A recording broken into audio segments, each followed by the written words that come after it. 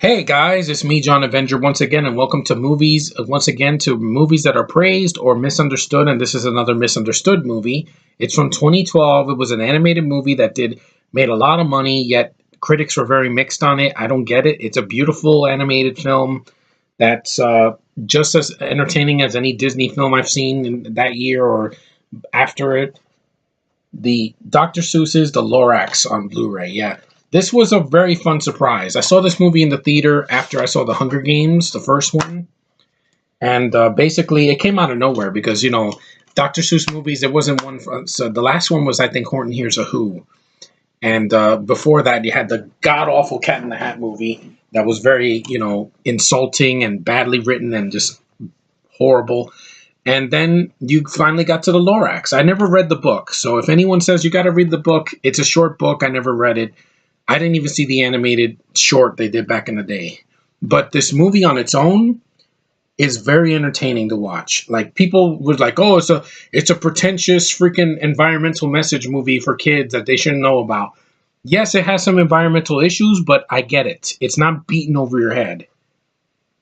Basically, the Lorax, he speaks for the trees, and voiced by Danny DeVito. He does a great job voicing the Lorax, and he's trying to protect his home from this guy named the Onceler, who's trying to sell his new invention, the Thneed, and he makes it from the trees on his land and cutting down the trees. I get it, okay? I get it. I saw that in Fern Gully. I would never cut down a tree unless it was dying.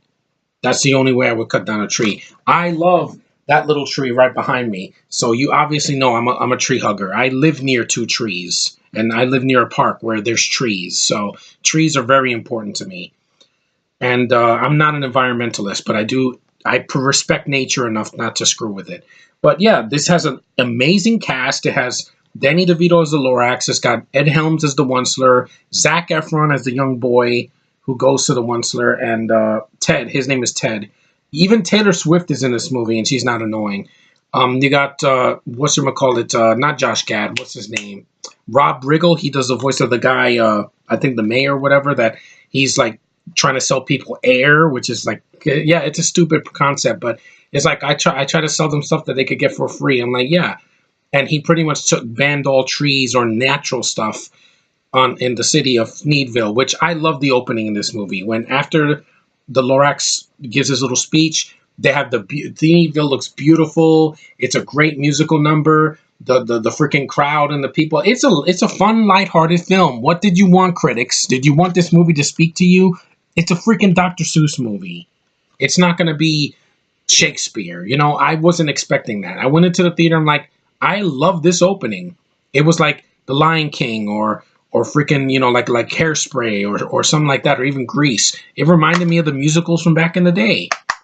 You open up with a fun musical. In Thneedville, we love living this way. I love that song. I wish this was supposed to be a Broadway show, and I would have loved it. Because I like the character of the Lorax. I like the Onceler. I like Zac Efron's character, Ted. His grandmother, voiced by Betty White. And his girl in the movie wants to see a living tree, and I'm like, no, he's not in the movie, but a real tree, because everything they have is like inflatable and unnatural. But I get the movie, I get it. It has beautiful colors. The animation is stunning for a non-Disney film. The fish and the birds and everything. It looks like a Dr. Seuss movie come to life. I will never understand the hate for this movie. It got like a mixed reaction. I'm like, this is a beautiful movie. What else do you want, critics? Like I said, this is not Zootopia. I wasn't expecting that. I wanted a fun Dr. Seuss movie that was better than the freaking... I like The Grinch from the 2000s. I like that because Jim Carrey's awesome. I hated The Cat in the Hat.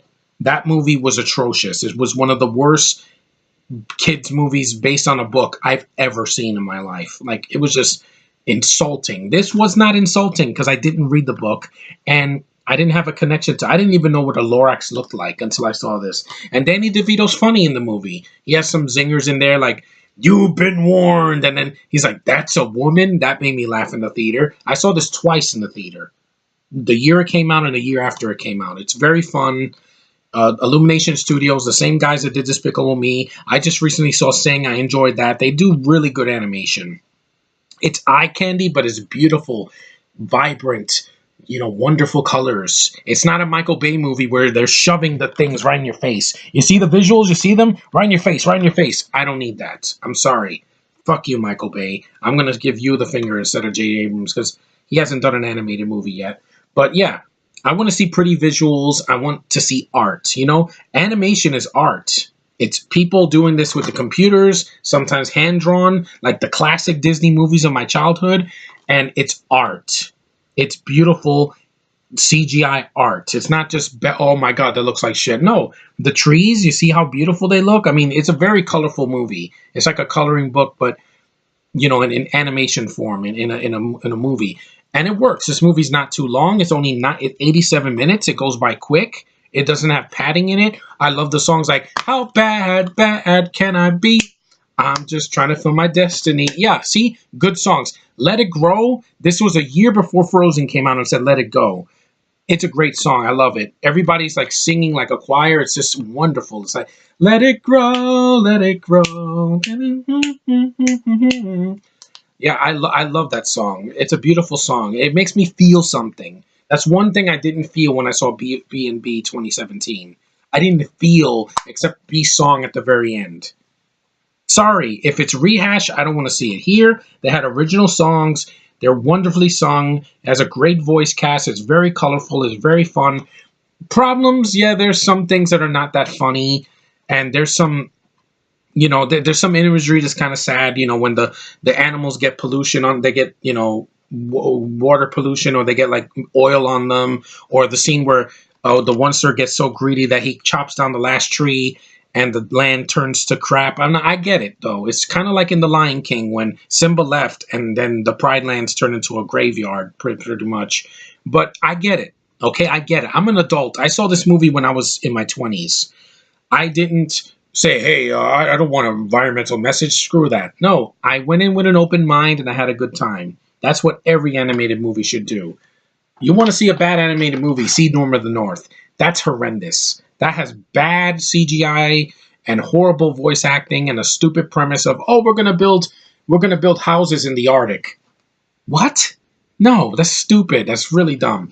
This is not a dumb movie. It's colorful, it's bright, it's vibrant, it's well acted, it's got its moments.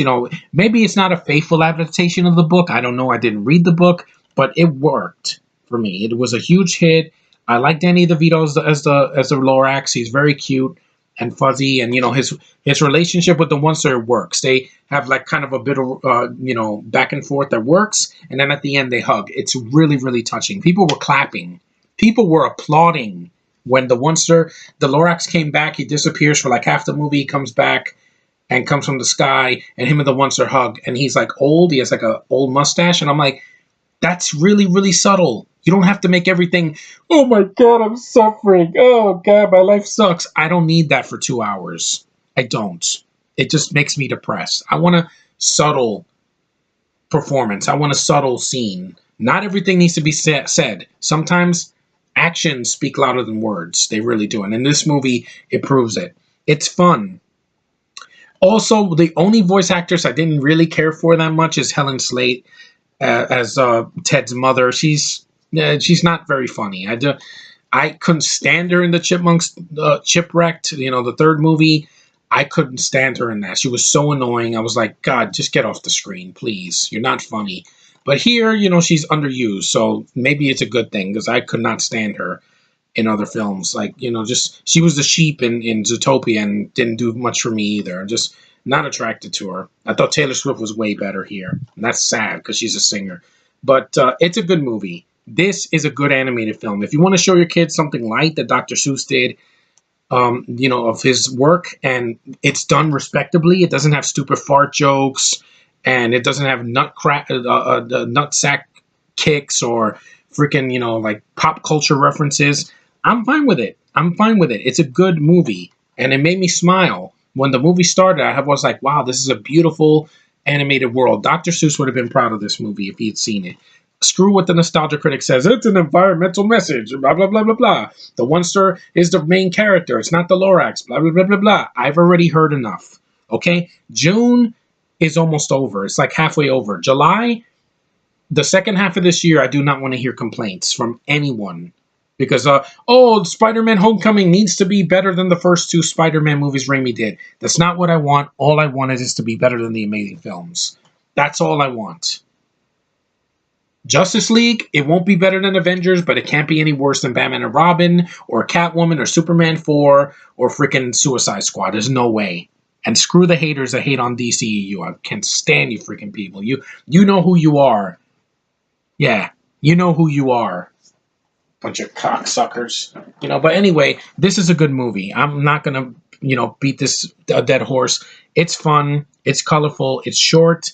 It's got a good plot. It has a nice message about, preserving the past and also, accepting nature for what it is. Let nature take its course and just leave nature be. Don't cut down trees. And I'm fine with it. I've never cut down a tree in my life.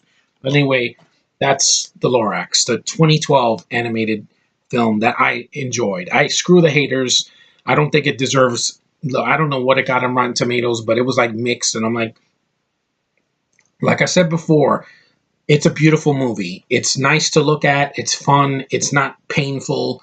I've seen painful animated movies, and I can name 10 of them in a row, and they're just horrendous. Just some of them come from other countries too, but Illumination Studios did a fine job, and I'm glad it was a hit. I'm glad it didn't flop. So anyway, thanks for watching, guys. Take care. I know I got a little hostile. It's just, summer heat. It's getting really hot over here, and it's been a rough year. Like, the first half of this year was very hard, but I got through it, and I will get through July through December, because no Star Wars movie is going to rate me this year. I've already made my peace. I said to my friends, I'm going to let it go.